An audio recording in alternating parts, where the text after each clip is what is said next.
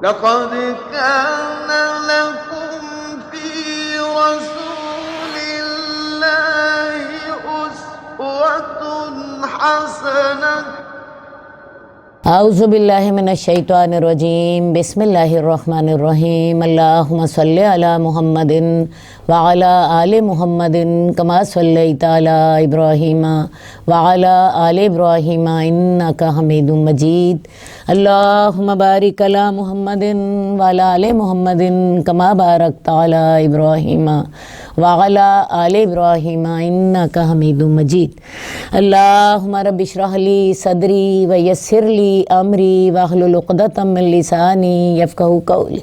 عزیز ناظرین السلام علیکم، ریاض الصالحین کی کلاس میں خوش آمدید۔ اللہ تعالیٰ آپ کا یہاں آنا، یہاں بیٹھنا، اس کو سننا، اس کو سمجھنا، اس پر عمل کرنا سب کچھ قبول فرمائے اور اس کو آپ کے لیے دنیا اور آخرت میں فائدہ مند بنائے۔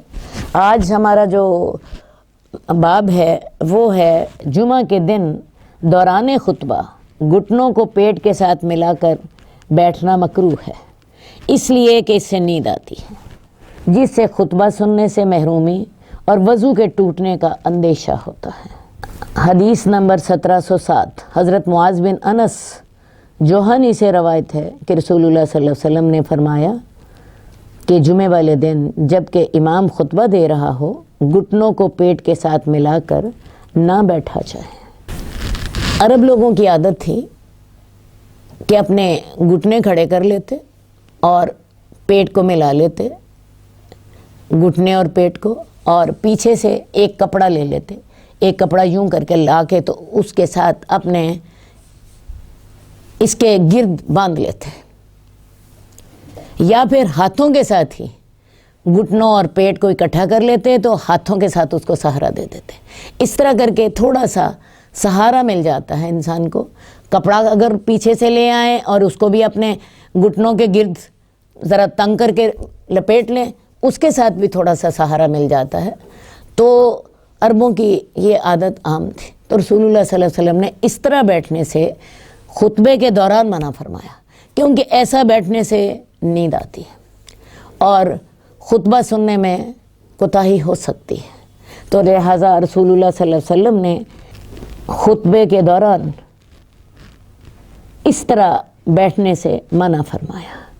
باقی خطبہ جمعہ سننے کے آداب یہ ہیں، جمعے والے دن غسل ضرور کریں، کیونکہ جمعے والے دن جب آپ غسل کرتے ہیں تو آپ کے اگلے جمعے تک، بلکہ ایک حدیث کے مطابق اس سے بھی اگلے 3 دنوں تک کے گناہ معاف ہو جاتے ہیں۔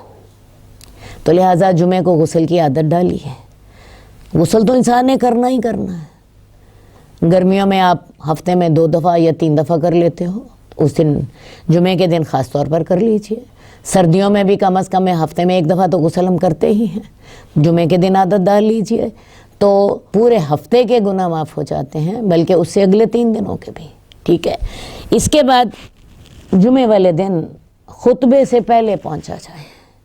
جو شخص خطبے سے پہلے پہنچتا ہے تو اس کو اونٹ کی قربانی کا ثواب ملتا ہے، جو اس کے بعد پہنچتا ہے اس کو گائے کی قربانی کا ثواب ہوتا ہے، جو اس کے بعد پہنچتا ہے اس کو بکرے کی قربانی کا ثواب ہوتا ہے، جو اس کے بعد پہنچتا ہے اس کو مرغی کی قربانی کا ثواب ہوتا ہے، اور جو اس کے بعد پہنچتا ہے اس کو انڈے کی قربانی کا ثواب ہوتا ہے۔ لیکن یہ سارے اوقات خطبہ جمعہ سے پہلے ہیں، اس سے کوئی گھنٹہ پہلے آ جائیے خطبہ جمعہ سے، اور جب امام خطبہ دینا شروع کر دے تو فرشتے اپنا رجسٹر بند کر دیتے ہیں اور خود بھی خطبہ سننے لگ جاتے ہیں۔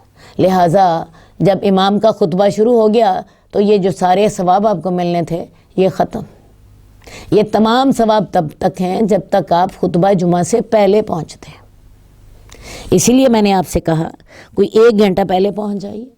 جو پہلے پہنچ جائے گا پہلے نمبر پر اونٹ کی قربانی کا ثواب، پھر گائے کی قربانی کا، پھر بکرے کی قربانی کا، پھر مرغی کی قربانی کا، اور پھر انڈے کی قربانی کا۔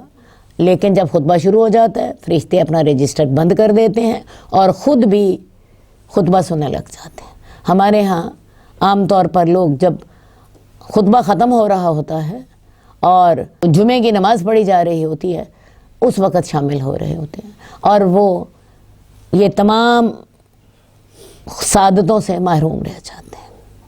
ویسے بھی اللہ تعالیٰ نے ہفتے میں ایک دن رکھا ہے جس دن انسان نیکی کی باتیں سنے، اللہ کے احکامات سنے اور پورا ہفتہ اس ہدایت کی روشنی میں گزر جائے۔ اب جو شخص نے اس سعادت کو بھی حاصل نہ کیا اسے محروم ہی کہا جا سکتا ہے۔ اس کے بعد خطبہ سننے کی باری آتی ہے۔ خطبہ پوری توجہ سے سننا چاہیے، خطبے میں کھیلا نہ جائے۔ بعض اوقات لوگ کسی پینسل سے کاپی سے کھیل رہے ہوتے ہیں، یا بعض اوقات لوگ موبائل سن رہے ہوتے ہیں۔ ان چیزوں کو بھی چھوڑ دیجیے۔ بہت سے لوگوں کو میں نے دیکھا ہے کہ وہ جمعے کے دوران تسبیح کر رہے ہوتے ہیں۔ بھئی اس وقت آپ نے تسبیح بھی نہیں کرنی، اس وقت سب سے اہم بات جمعے کا خطبہ سننا ہے۔ کئی خواتین کو میں نے دیکھا ہے وہ اس دوران نفل پڑھ رہی ہوتی۔ نفل کا وقت خطبہ جمعہ شروع ہونے سے پہلے تک تھا۔ ہاں اگر آپ لیٹ آئے ہیں تو پھر آپ 2 رکعتیں پڑھ کے خطبہ سنیں گے، تو خطبہ جمعہ کو پوری توجہ سے سنا جائے۔ اور اس دوران اگر کوئی شور بھی کر رہا ہے، کسی نے اس کو یہ کہا کہ تم چپ کر جاؤ، خاموش ہو جاؤ، تو یہ بھی لغو بات۔ اور اس طرح نہ بیٹھو کہ تمہیں نیند آنے لگے۔ ہمارا نیا باب شروع ہے۔ قربانی کا ارادہ رکھنے والے کے لیے ذوالحج کا چاند دیکھنے سے قربانی کرنے تک اپنے بال یا ناخن کاٹنے کی ممانعت۔ حدیث نمبر 1708 حضرت ام سلمہ سے روایت ہے، رسول اللہ صلی اللہ علیہ وسلم نے فرمایا، جس شخص کے پاس قربانی کا جانور ہو جسے وہ ذبح کرنے کا ارادہ رکھتا ہو، تو جب ذوالحج کا چاند نکل آئے تو وہ اپنے بالوں اور ناخنوں سے کچھ نہ کاٹے یہاں تک کہ قربانی کر لے۔ یہاں پہ ایک بڑا اہم ادب بتایا گیا ہے۔ جس شخص کا دل ہے کہ وہ عید الاضحیٰ پر قربانی کرے گا تو اس کو یہ چاہیے کہ جب عید الاضحیٰ کا چاند نکل آئے اس کے بعد اپنے بال بھی نہ کاٹے، اپنے ناخن بھی نہ کاٹے، اپنے زیر ناف بال بھی نہ لے۔ اس کو یہ کام ذوالحج کا چاند نکلنے سے پہلے کر لینے چاہیے، اور اس کام میں اپنے بچوں کو، اپنے خاندان کو بھی شامل کریں، کیونکہ قربانی پورے خاندان کی طرف سے ہوتی ہے۔ جب گھر کا قوام قربانی کرتا ہے تو اس میں اس کی بیوی بھی شامل ہوتی ہے، اس میں اس کے بچے بھی شامل ہوتے ہیں۔ تو آپ نے قربانی کا ارادہ کیا، اپنے گھر والوں کے بھی یہ ناخن اور بال ذوالحج کا چاند نکلنے سے پہلے کٹوا دیں، اور اس کے بعد پھر جب 10 تاریخ کو آپ قربانی کر لیں یا 11 کو کریں، جیسے اللہ تعالیٰ نے آپ کو توفیق دی، اس کے بعد پھر آپ اپنے بال بھی کاٹ سکتے ہیں، ناخن بھی کاٹ سکتے ہیں۔ اور اس سے خوبصورتی کیا پیدا ہوتی ہے، آپ کا شمار ان حاجیوں کے ساتھ ہو جاتا ہے جو حاجی احرام باندھ کے نکلتے ہیں گھر سے اور قربانی کرنے کے بعد حلال ہوتے ہیں۔ ایک اور میں بڑی پیاری بات آپ کو بتاؤں، کیونکہ دوسری حدیث سے ثابت ہوتا ہے کہ اگر کوئی شخص قربانی کرنا چاہتا ہے لیکن اس کے پاس قربانی کے لیے اخراجات نہیں ہیں، جیسے آج کل آپ دیکھیں عید الاضحیٰ کے دنوں میں قربانی کا ریٹ 35-40 ہزار سے کم ہی نہیں ہوتا، وہ اتنے نہیں نکال سکتا، تو وہ یہ والا عمل کر لے، ذوالحج کا چاند نکلنے سے پہلے اپنے اور اپنے گھر والوں کے ناخن اور بال لے لے، اور پھر ان کو دوبارہ قربانی ہونے کے بعد کاٹے۔ عام طور پر جب قربانی ہوتی ہے تو انشاءاللہ تعالی اللہ تعالیٰ اس کو اس کی غربت کی وجہ سے، اس کی محتاجی کی وجہ سے اللہ تعالیٰ اس کو قربانی ہی کا اجر دے دیں گے، اس کی نیت کی وجہ سے۔ اگلا باب ہے مخلوق کی قسم کھانے کی ممانعت، جیسے پیغمبر، کعبہ، فرشتوں، آسمان، باپ دادا، زندگی، روح، سر، بادشاہ کی زندگی اور اس کی داد و دہش، اور فلاں کی قبر اور امانت کی قسم۔ ان ساری قسموں کو کھانا منع ہے، اور امانت کی قسم کی ممانعت سب سے زیادہ سخت ہے۔ حدیث نمبر 1709 حضرت عبداللہ بن عمر سے روایت ہے، رسول اللہ صلی اللہ علیہ وسلم نے فرمایا اللہ تعالیٰ تمہیں اس بات سے منع فرماتا ہے کہ تم اپنے باپ دادا کی قسم کھاؤ، جب تم نے قسم کھانی ہو اللہ کی قسم کھاؤ۔ اصل بات یہ ہے انسان کو اپنے والدین سے بڑی عقیدت ہوتی ہے، محبت بھی ہوتی ہے، عقیدت بھی ہوتی ہے۔ تو ایک دفعہ حضرت عمر اپنے آبا کی قسم کھا رہے تھے، تو اس وقت رسول اللہ صلی اللہ علیہ وسلم نے یہ الفاظ بیان فرمائے تھے کہ اللہ تعالیٰ تمہیں اس بات سے منع کرتا ہے کہ تم اپنے باپ دادا کی قسم کھاؤ، جب قسم کھانی ہو تو اللہ کی قسم کھاؤ یا پھر خاموش رہو۔ تو لہٰذا غیر اللہ کی قسم کھانا منع ہے۔ اب قسم کس کس کی کھائی جا سکتی ہے؟ سب سے پہلے دیکھیں جی، آپ اللہ کی ذات کی قسم کھا سکتے ہیں یا اللہ کی صفات کی قسم کھا سکتے ہیں۔ صفات سے کیا مراد ہے؟ اللہ غفور الرحیم ہے، اللہ رحمان ہے، آپ رحمان کی قسم کھا سکتے ہیں۔ اللہ عظیم ہے، آپ واللہ العظیم کی قسم کھا سکتے ہیں۔ تو اللہ کی ذات اور اللہ کی صفات کی قسم کھائی جا سکتی ہے۔ اسی طرح آپ قرآن کی قسم کھا سکتے ہیں، کیونکہ قرآن بھی اللہ کی مخلوق نہیں ہے، وہ اللہ کی ذات کا حصہ ہے، تو آپ قرآن کی قسم کھا سکتے ہیں۔ اس کے علاوہ آپ اور کسی چیز کی قسم نہیں کھا سکتے، منع، یہ منع ہے۔ یہاں تک کہ ایک شخص نے رسول اللہ صلی اللہ علیہ وسلم کے سامنے کعبہ کی قسم کھائی۔ کعبہ حالانکہ اللہ کا گھر ہے، رسول اللہ صلی اللہ علیہ وسلم نے منع فرما دیا۔ آپ نے فرمایا کہو رب الکعبہ، کعبہ کے رب کی قسم۔ اسی طرح اپنے آباء و اجداد کی قسمیں نہ کھاؤ۔ لوگوں کو عادت ہوتی ہے تیرے سر کی قسم، بعض اوقات بیٹے کے سر پہ ہاتھ رکھ دیتے ہیں، بیٹے کے سر کی قسم ہے، میری ماں کی قسم۔ بات ہے یہ ساری قسموں سے اللہ رب العزت نے منع فرمایا ہے۔ اور ایک بات میں آپ کو اور بھی بتاؤں کہ جو شخص قسم کھاتا ہے اس کے دل میں اصل میں اس چیز کی عظمت ہوتی ہے، لہٰذا قسم کھائیں تو صرف اللہ کی یا اس کی ذات کی قسم کھائیں، اللہ کی ذات، اس کی صفات یا قرآن مجید، بس، ورنہ پھر نہ کھائیے۔ بعض اوقات لوگ اپنے پیروں فقیروں کی قسم کھا رہے ہوتے ہیں، جس کے ساتھ زیادہ عقیدت رکھتے ہیں اس کی قسم کھا رہے ہوتے ہیں۔ تو میں آپ کو بتاؤں جس نے غیر اللہ کی قسم کھائی اس نے کفر کیا یا شرک کیا۔ یہ معاملہ اتنا آسان نہیں ہے، اس نے کفر کیا یا شرک کیا۔ اصل میں اس کے دل میں اپنے ان پیر فقیروں کی اتنی زیادہ عظمت تھی کہ اس نے ان کی قسم کھائی۔ بعض لوگ اپنے پیروں کو سمجھ رہے ہوتے ہیں کہ وہ عالم الغیب ہیں اور ان سے ڈر بھی رہے ہوتے ہیں اور ان کی قسم بھی کھا رہے ہوتے ہیں۔ تو ایسی صورت میں آپ نے جب غیر اللہ کی قسم کھائی، ان پیروں فقیروں کی قسم کھائی، کفر کیا یا شرک کیا۔ عرب لوگ اپنے بتوں کی قسم کھاتے تھے، تو رسول اللہ صلی اللہ علیہ وسلم نے وہی بات فرمائی کہ جس نے غیر اللہ کی قسم کھائی اس نے شرک کیا یا کفر کیا۔ تو میں نے جو آپ کو پہلے بات بتائی ہے کہ جس نے کسی اپنے پیر کی، اپنے مرشد کی، اپنے کسی جی ایسے شخص کی جس کی عزت اس کے دل میں بہت زیادہ تھی قسم کھائی، اس نے کفر کیا یا شرک کیا۔ اس کے دل میں اس کی اتنی زیادہ عزت تھی جتنی عزت اللہ کی ہونی چاہیے تھی۔ تو اصول ایک ہی ہے، قسم کھانی ہے یا اللہ کی ذات کی قسم کھائیں یا صفات کی یا قرآن کی، تیسری کوئی چیز نہیں ہے۔ اور بلکہ تیسری نہیں، یہ ساری چیزیں اصل میں ایک ہی ہیں، کیونکہ اللہ کی ذات، اللہ کی صفات ایک ہی چیز ہے۔ قرآن بھی اللہ کی ذات کا حصہ ہے، یہ سب چیزیں ایک ہی ہیں۔ ہمارا اگلا باب ہے جان بوجھ کر جھوٹی قسم کھانے کی سختی کے ساتھ ممانعت۔ حدیث نمبر 1715 حضرت ابو امامہ ایاس بن ثعلبہ حارثی سے روایت ہے، رسول اللہ صلی اللہ علیہ وسلم نے فرمایا جو شخص اپنی جھوٹی قسم کے ذریعے کسی مسلمان کا حق لے لے تو اللہ تعالیٰ اس کے لیے جہنم کی آگ کو واجب کر دیتے ہیں، استغفر اللہ، اور جنت کو اس پر حرام کر دیتے ہیں۔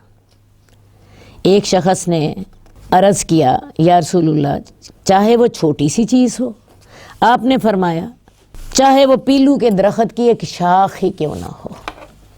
بہت ہی خوفناک حدیث ہے۔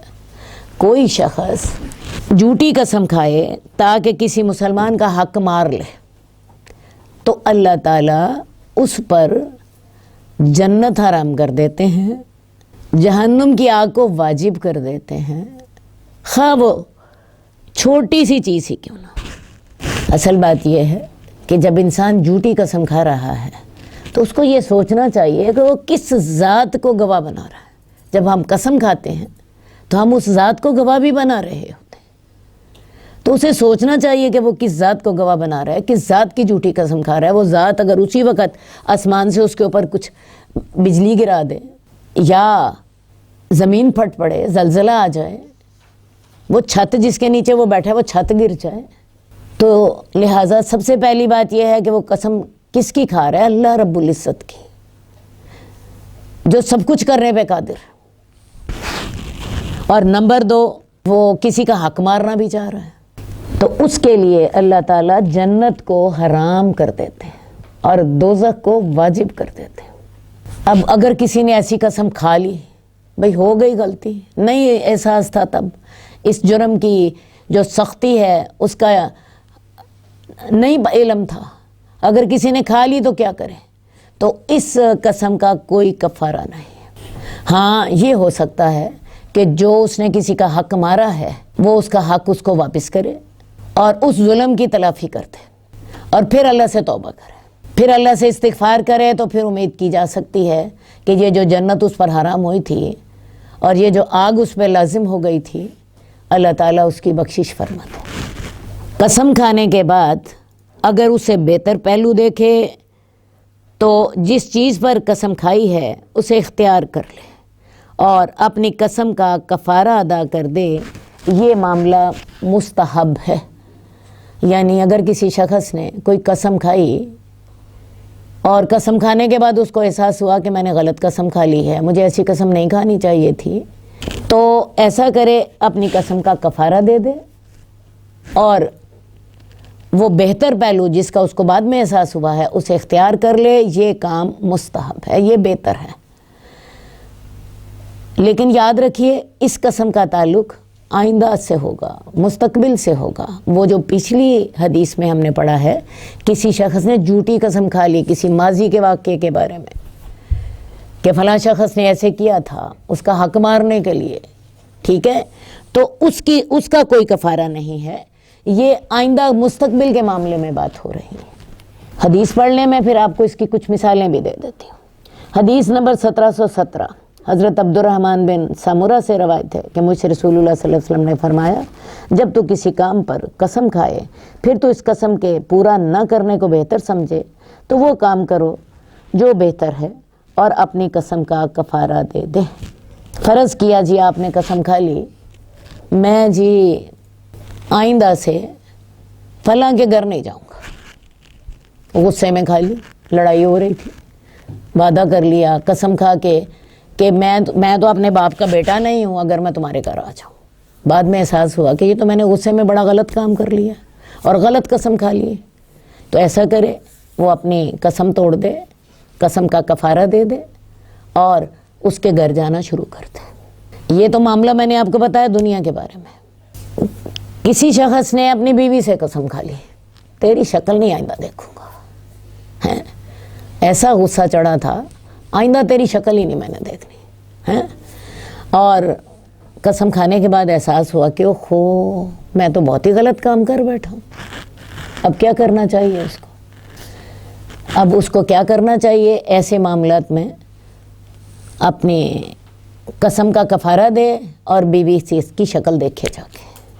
بات سمجھ آئی ہے؟ یا ایک اور آپ کو مثال دے دیتی ہوں۔ مثال کے طور پہ کسی نے قسم کھائی کہ میں جی اللہ تعالیٰ مجھے بچہ دے گا، کسی کے ہاں بچہ نہیں ہے، اللہ مجھے بچہ دے گا، میں لوگوں سے مانگ کے اس کو کپڑے پہناؤں گی 5 سال تک۔ یہ بہت سے لوگوں نے ایسی منت مانی ہوتی ہے۔ یا بعض اوقات کسی نے ایسی منت مان لی کہ اللہ تعالیٰ میرے بیٹے کو اگر کامیاب کر دے گا فلاں امتحان میں تو میں فلاں کے دربار پر دیگ چڑھاؤں گی۔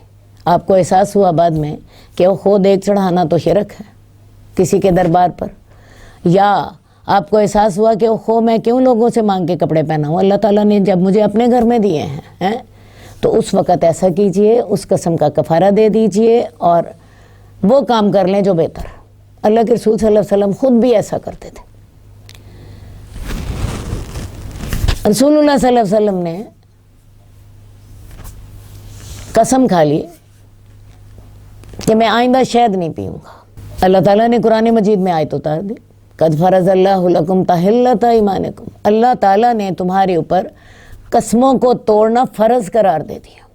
اگر رسول اللہ صلی اللہ علیہ وسلم آئندہ شہد نہ پیتے، امت پر بھی شہد حرام ہو جاتا اور ہم اتنی مفید غذا سے قیامت تک کے لیے محروم رہ جاتے. تو اللہ تعالیٰ نے رسول اللہ صلی اللہ علیہ وسلم کو حکم دیا، قد فرض اللہ لکم تحلۃ ایمانکم، اللہ تعالیٰ نے تمہیں حکم دیا ہے، فرض کر دیا ہے کہ اپنی قسموں کو توڑ دیا کرو. پھر رسول اللہ صلی اللہ علیہ وسلم نے کیا کیا؟ قسم کا کفارہ دیا اور شہد کھانا شروع کیا. اسی طرح ہمیں حدیث میں بھی ایک واقعہ ملتا ہے کہ رسول اللہ صلی اللہ علیہ وسلم کے پاس جہاد میں کچھ صحابہ نے آپ سے سواری مانگی. آپ نے قسم کھا لی میں تمہیں نہیں دوں گا، لیکن بعد میں اللہ تعالیٰ نے آپ کو دے دی، سواری دے دی، اور رسول اللہ صلی اللہ علیہ وسلم نے ان کو سواری دے دی اور اپنی قسم کا کفارہ دے دیا. تو بات یہ ہے کہ جب آپ کو احساس ہو کہ ہم نے غلط قسم کھا لی ہے تو اپنی غلط قسم توڑ دیں، خواہ اس کا تعلق کسی دینی معاملے سے ہو یا دنیاوی معاملے سے ہو، اور قسم کا کفارہ دے دیں، یہی بہتر. حدیث نمبر 1720 حضرت ابو ہریرہ سے روایت ہے، رسول اللہ صلی اللہ علیہ وسلم نے فرمایا، تم میں سے کسی شخص کا اپنے گھر والوں کے بارے میں قسم کھا کر اس پر اڑ جانا اللہ کے ہاں اس کے لیے زیادہ گناہ کا باعث ہے کہ وہ اس قسم کا کفارہ ادا کرے جو اللہ تعالیٰ نے اس پر فرض کر دیا ہے. یہاں پر بھی اسی جو پچھلی حدیث ہے اسی کا ہی ایک پہلو آ گیا ہے. اس نے قسم کھا لی اور قسم کھا کے اپنے گھر والوں کے بارے میں قسم کھائی. مثلا یہ قسم کھا لی آئندہ سے گھر کا سودا نہیں لا کے دیا کریں، اور اس کے بعد خامن جو ہے وہ سودا نہیں گھر بیوی کو لا کے دیتا، اور اس کے ساتھ روز مسائل پیدا ہوتے ہیں، اور خامن سمجھتا ہے کہ نہیں جی میں نے تو قسم کھائی ہوئی ہے تو میں اب کیسے تمہیں لا کے دے سکتا ہوں، اور اس کے ساتھ گھر میں بہت سے مسائل پیدا ہو رہے ہیں. تو اس کا بہترین حل یہ ہے کہ خامن اپنی قسم توڑے، اس کا کفارہ دے اور گھر والوں کو سودا لا کے دینا شروع کر دے، یا جیسی اس نے قسم کھائی تھی اس کو ختم کرے اور اپنے وہ مسئلے حل کرے. تو اس وقت نیکی یہ نہیں ہوگی کہ وہ اپنی قسم پر اڑا رہے ہیں، اس وقت نیکی یہ ہوگی قسم توڑے اور اپنا مسئلہ حل کرے. اسی طرح کسی شخص نے قسم کھا لی میں نماز نہیں پڑھوں گا یا میں کوئی غلط کام کروں گا، غصے میں تھا کھا لی قسم، تو اس قسم کو توڑیں اور اس کا کفارہ دے دیں. اب کفارہ کیا ہوتا ہے قسم کا؟ قسم توڑنے کا کفارہ جو ہے سب سے پہلے ہے غلام آزاد کریں. آج کل تو غلام ہوتے نہیں ہیں. پھر اس کا اگلا کفارہ کیا ہے؟ اپنے گھر والوں کو جو کھلاتا ہے اس سٹینڈرڈ کا 10 مسکینوں کو کھانا کھلائے، جس سٹینڈرڈ کا اپنے گھر والوں کو کھلاتا ہے. امیر ہے تو وہ ظاہرہ اس کا سٹینڈرڈ اچھا ہوگا، غریب ہے تو دال روٹی بھی کھلا دے گا تو کافی ہو جائے گا، ٹھیک ہے. یا پھر 10 آدمیوں کو کپڑے پہنا دے، یا 10 مسکینوں کو کھانا کھلا دے، یا 10 مسکینوں کو کپڑے پہنا دے. اور اگر کوئی غریب آدمی ہے یہ کام نہیں کر سکتا 3 دن کے روزے رکھے. یہ کفارہ ہوگا قسم توڑنے کا. ہمارا اگلا باب ہے لغو قسم کے معاف ہونے اور اس میں کفارہ نہ ہونے کا بیان. اور یہ وہ قسم ہے جو بغیر ارادہ عادت کے طور پر زبان پر آ جائے، جیسے لا واللہ، بلا واللہ اور اس قسم کے دیگر الفاظ. قال اللہ تبارک و تعالی لا یؤاخذکم اللہ باللغو فی ایمانکم ولکن یؤاخذکم بما عقدتم الایمان فکفارتہ اطعام 10 مساکین من اوسط ما تطعمون اہلیکم او کسوتہم او تحریر رقبۃ فمن لم یجد فصیام 3 ایام ذلک کفارۃ ایمانکم اذا حلفتم واحفظوا ایمانکم. اللہ تبارک و تعالیٰ فرماتے ہیں اللہ تعالیٰ لغو قسموں پر تمہارا مواخذہ نہیں کرتا، بلکہ وہ ان قسموں پر تمہارا مواخذہ کرتا ہے جن کو تم نے مضبوطی سے باندھا پس اس کا کفارہ 10 مسکینوں کو درمیانی درجے کا کھانا کھلانا ہے جو تم اپنے گھر والوں کو کھلاتے ہو، یا ان کو کپڑے پہنانا ہے، یا ایک غلام آزاد کرنا ہے۔ جو اس کی طاقت نہ رکھے تو وہ 3 دن کے روزے رکھے۔ یہ تمہاری قسموں کا کفارہ ہے جب تم قسم کھاؤ، اور اپنی قسموں کی حفاظت کیا کرو، یعنی انہیں پورا کیا کرو۔ حدیث نمبر 1721 حضرت عائشہ سے روایت ہے کہ قرآن مجید کی آیت لا یؤاخذکم اللہ باللغو فی ایمانکم ایسے آدمی کے بارے میں اتری ہے جو بات بات پر بغیر ارادے کے قسم کھا لیتا ہے اور وہ کہتا رہتا ہے اللہ کی قسم، کیوں نہیں اللہ کی قسم۔ اصل بات ہے عربوں کی عادت تھی کہ عرب قسمیں بہت کھاتے تھے۔ آج بھی عربوں سے اگر آپ حال پوچھیں، ہاں بھئی تمہارا کیا حال ہے، کیسے ہو، تو جواب پتہ کیا ملے گا؟ واللہ بخیر، اللہ کی قسم ٹھیک ہوں، حالانکہ یہاں پہ اللہ کی قسم کا کوئی توقع نہیں ہے۔ آپ ان سے پوچھیں ہاں بھئی کھانا کھا کے آئے ہو، واللہ کھا کر آیا، حالانکہ یہاں بھی اللہ کی قسم کا کوئی تک نہیں ہے۔ تو یہ قسم جو ہوتی ہے یہ لغو قسم ہوتی ہے جو کہ انسان نے سوچ سمجھ کر نہیں کھائی ہوتی، عادتاً اس کے منہ سے نکل جاتی ہے۔ بعض اوقات کھانا کھا کے بھی آیا ہوا ہوتا ہے تب بھی کہہ دیتا ہے کہ نہیں جی میں تو اللہ کی قسم کھا کر آیا۔ ہمارے ہاں آپ نے دیکھا بعض لوگوں کی عادت ہوتی ہے ایمان سے کہنے کی، ایمان سے وہاں گیا تھا، ایمان سے وہاں آیا تھا، حالانکہ گیا کوئی بھی نہیں ہوتا، سوچے سمجھے بغیر ہی منہ سے نکل آتی ہے۔ تو اللہ تعالیٰ کہتے ہیں کہ اللہ تعالیٰ تمہاری لغو قسموں کے بارے میں تمہارا مواخذہ نہیں فرماتا۔ اصل بات ہے قسموں کی 3 قسمیں ہوتی ہیں، ویسے تو جو ہم نے پیچھے پڑھا ہے اس سے آپ کو اندازہ ہو ہی گیا ہوگا، لیکن دوبارہ میں ایک دفعہ وضاحت کر دیتی ہوں۔ قسموں کی 3 قسمیں ہوتی ہیں۔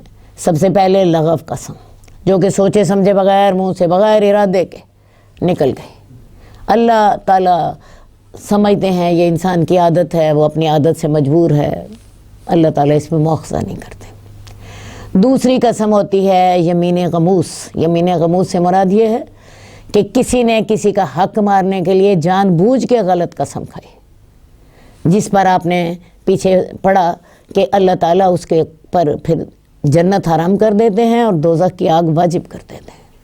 یہ ہے یمین غموس، کسی مسلمان کا حق مارنے کے لیے جان بوجھ کر جھوٹی قسم کھائی۔ اور تیسری قسم ہے مستقبل کے بارے میں آپ نے کوئی بات کی، آئندہ میں تمہاری شکل نہیں دیکھوں گا، تمہارے گھر نہیں آؤں گا، تمہیں سودا نہیں لا کے دوں گا، فلاں کروں گا فلاں کروں گا۔ اب یہ جو تیسری قسم کی قسم ہے جس کی میں نے ابھی بات کی، اس قسم کا کفارہ ہے یمین غموس۔ اتنا بڑا گناہ ہے کہ کسی شخص نے کسی مسلمان کا حق مارنے کے لیے قسم کھائی، جان بوجھ کر، عمدن، بغیر سوچے سمجھے نہیں، جان بوجھ کے قسم کھائی، اور نیت کیا تھی کسی کا حق مارا جائے۔ تو ایسے جرم کا کوئی کفارہ نہیں، اللہ اس پر سخت ناراض ہوتے ہیں۔ کفارہ تو ایسے جرم کا ہوتا ہے جس کے بعد جرم ختم ہو جاتا ہے۔ تو یمین غموس جو ہے دھوکہ دینے کے لیے، کسی کا حق مارنے کے لیے جھوٹی قسم کھانا، اس کا کوئی کفارہ نہیں ہے۔ لیکن جو آئندہ کے لیے آپ نے قسم کھائی، اللہ کی قسم تیرے گھر نہیں آؤں گا، تیری شکل نہیں دیکھوں گا، تجھے سودا نہیں لا کے دوں گا، یا میں دیکھ دوں گا، یا میں فلاں کو چڑھاوا چڑھاؤں گا، یا کوئی اور اس طرح کی قسم جو کہ آپ نے ابھی کرنی ہے، جن پر عمل کرنے کی باری ابھی آنی ہے، ان کے بارے میں آپ کفارہ دے سکتے ہیں۔ اور وہ کفارہ آپ نے ابھی پڑھ لیا کہ کفارہ جو ہے یا غلام آزاد کیا جائے، یا 10 مسکینوں کو اپنی طاقت کے مطابق کھانا کھلا دیا جائے، یا ان کو لباس، یا 3 دن کے روزے۔ غریب آدمی اپنی حیثیت کے مطابق کھلا دے اور امیر آدمی اپنی حیثیت کے مطابق کھلا دے۔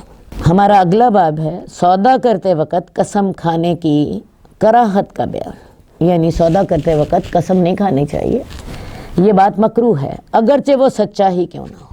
حدیث نمبر 1723 حضرت ابو قتادہ رضی اللہ تعالیٰ عنہ سے روایت ہے، انہوں نے رسول اللہ صلی اللہ علیہ وسلم کو فرماتے ہوئے سنا، سودا کرتے وقت زیادہ قسم اٹھانے سے بچو، اس لیے کہ اس سے سودا تو بک جاتا ہے لیکن یہ طریقہ برکت کو مٹا دیتا ہے۔